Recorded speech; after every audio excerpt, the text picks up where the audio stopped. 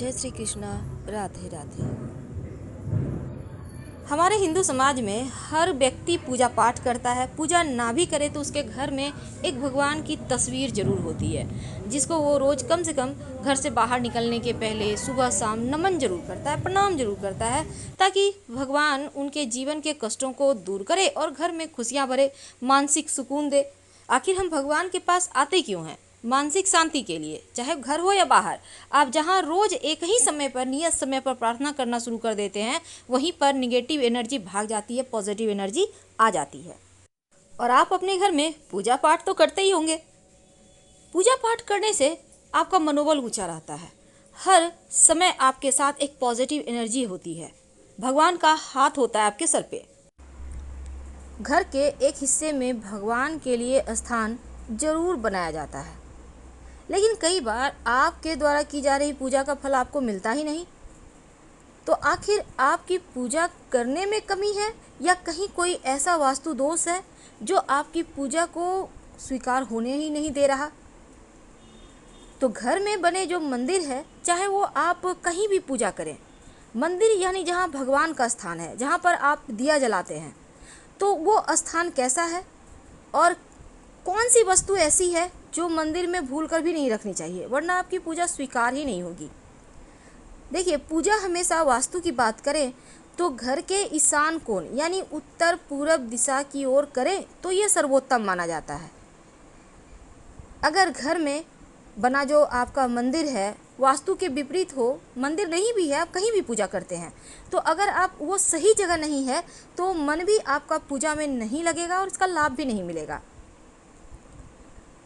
अब ऐसे में कुछ वास्तु टिप्स जो आपके पूजा को जो आप पूजा करते हैं जब भगवान को, तो आपकी पूजा जल्दी स्वीकार होगी। इसके लिए सबसे पहली बात तो एक भगवान की मूर्ति एक ही रखें, दो ना रखें। दूसरी, भगवान गणेश की 3 मूर्ति पूरे घर में नहीं होना चाहिए। सिर्फ पूजा स्थान में नहीं बल्कि घर में होना ही नहीं चाहिए।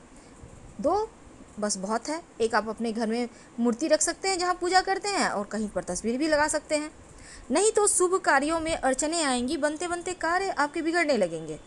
वास्तुशास्त्र के अनुसार घर के मंदिर में कभी भी टूटी फूटी हुई मूर्ति या तस्वीर है, बहुत पुरानी हो गई है, ऐसे तस्वीर की मूर्ति की पूजा ना करें, वरना नकारात्मकता बढ़ेगी और देवता भी नाराज होंगे। घर के जो मंदिर है, जो पूजा स्थान है, हमेशा उत्तर पूर्व दिशा में ही बनाएं। दक्षिण या दक्षिण पश्चिम दिशा अशुभ दिशा होता है। इस दिशा में पूजा पाठ आप नहीं कर सकते, नहीं तो आपको उतने फल नहीं मिलेंगे। और घर के मंदिर में 2 शंख मत रखिए। आप अब जैसे बहुत सारे घरों में होता है कि आप एक शंख स्थापित कर देते हैं, एक बजाते हैं। देखिए, जो स्थापित कर दिए वो तो ठीक है, पर बजाने वाला एक साथ ना रखें, उसे हटाकर कहीं अलग से रखें। तो घर के मंदिर में 2 शंख एक साथ नहीं रखना है। वास्तु के अनुसार मंदिर जहाँ पर आप भगवान की पूजा करते हैं आसपास शौचालय मत बनवाइए। और दूसरा, बहुत ज़्यादा बड़ी बड़ी मूर्तियाँ भी घर में नहीं रखनी चाहिए। पूजा स्थान पर अगर आप शिवलिंग रखते हैं तो अंगूठे से छोटा रखें, और पारद शिवलिंग रख लें तो आपकी पूजा भी जल्दी स्वीकार होगी। देवी देवताओं की हमेशा सॉफ्ट मुद्रा, सौम्य मुद्रा में मुस्कुराती हुई तस्वीर लगाइए। अब ये नहीं कि आपने तस्वीर लाई है, मूर्ति लाई है और भगवान का आंख ऊपर की ओर देख रहा है, नहीं, भगवान की आंखें आपको देखे, आपको आशीर्वाद दे, चेहरे पर मुस्कुराहट हो, ऐसी ही मूर्ति या तस्वीर आप ला के रखिएगा, ये आपके लिए बढ़िया होगा। उग्र देवी देवताओं की मूर्ति स्वरूप वाली तस्वीरें मत रखिएगा, वरना जीवन में मुश्किलें बढ़ जाएगी। और हनुमान जी की भी ज़रूरत से ज़्यादा बड़ा मूर्ति नहीं रखें। और जब हनुमान जी की आप मूर्ति घर में रखते हैं तो प्रयास ये करें कि हनुमान जी बैठे हुए हों, खड़े हनुमान जी की तस्वीर की पूजा मत कीजिएगा। तो पूजा करने में मन अगर एकाग्र ना हो रहा हो तो धन संपत्ति का नुकसान होने लगता है। भूल कर भी आप अपने स्टोर रूम में पूजा का स्थान मत बनाएं, और ना ही बेडरूम में आप पूजा करें। तो आप भूल कर भी पूजा की अलमारी ऐसे स्थान पर भी ना रखें जहाँ पर कबाड़ है। इन चीज़ों से आपको बचना चाहिए। अब जैसे कि आप घर में रोज़ मंदिरों में फूल चढ़ाते होंगे, तो भगवान की पूजा के फूल आप ये नहीं कि बासी पड़े हुए हैं घर के कोने में रखे हुए, ये सही नहीं है। आप उनको हटाइए, कोशिश करें कि शाम के समय ही हटा दें, क्योंकि जो सूखा हुआ पुष्प है वो परेशानी को, दरिद्रता को, गरीबी को, अकाल मृत्यु, मंगल दोष जैसी समस्याएं पैदा करता है, इसलिए उनको तुरंत हटाइए। पूजा घर में मूर्तियों को लेकर ये भी नियम है कि गृहस्थ लोगों को बड़ी मूर्तियां मंदिर में अपने घर में नहीं रखना चाहिए। और पूजा घर में भूल कर भी अपने पितृ देवों की तस्वीर मत लगाइएगा। शास्त्रों में इसे भी अच्छा नहीं माना जाता, क्योंकि पूर्वजों की तस्वीरें मंदिर में लगाने से सही नहीं होता। आप अपने घर के दक्षिणी दीवार पर लगाइए ताकि पितर प्रसन्न हो, लेकिन मंदिर में मत रखिएगा। तो मंदिर में रसोई घर भी मत बनाइए, क्योंकि वास्तु के अनुसार भी ठीक नहीं है ये। और शंख को भगवान विष्णु का प्रतीक माना जाता है, इसीलिए हमेशा इसको बदलिए मत, बल्कि शंख को आप रोज़ बजाइए, सुबह 3 बार, शाम में 3 बार। अगर आप लड्डू गोपाल की पूजा करते हैं तो उनकी सेवा कीजिए, उनको रोज़ स्नान करवाइए, वस्त्र बदलिए, और कम से कम प्रतिदिन उनको 3 प्रहर में कम से कम भोग और प्रसाद जरूर उनको अर्पित कीजिए। अगर लड्डू को गोपाल को लेकर आप कहीं जा रहे हैं तो आप लेकर जाइए, उन्हें घर में बंद करके मत जाइएगा, क्योंकि उन्हें बिना भोजन कराए आप खा भी नहीं सकते। इसलिए जो व्यक्ति नियम करते हैं उनके घर में देके जाइए उन्हें। अब जैसे शिवलिंग रखिएगा तो शिवलिंग आप हमेशा ही अंगूठे से छोटा ही रखें। घर में नुकीली चीज़ें मत रखिए, धारदार चीज़ें भी मत रखिए, नहीं तो आपकी पूजा का पूरा फल भी आपको नहीं मिलेगा, मन भी एकाग्र आपका नहीं रहेगा। और अंत में, जब आप पूजा करते हैं तो एक निश्चित समय पर रोज किया करें, तब आपकी प्रार्थना जल्दी स्वीकार होती है। मोर पंख अपने पूजा स्थान पर जरूर रखिए। माना जाता है मोर पंख रखने से घर में सकारात्मकता आती है, और भगवान श्री कृष्ण को मोर पंख बहुत प्रिय है, तो आप भगवान श्री कृष्ण के माथे पर सजा कर रखें।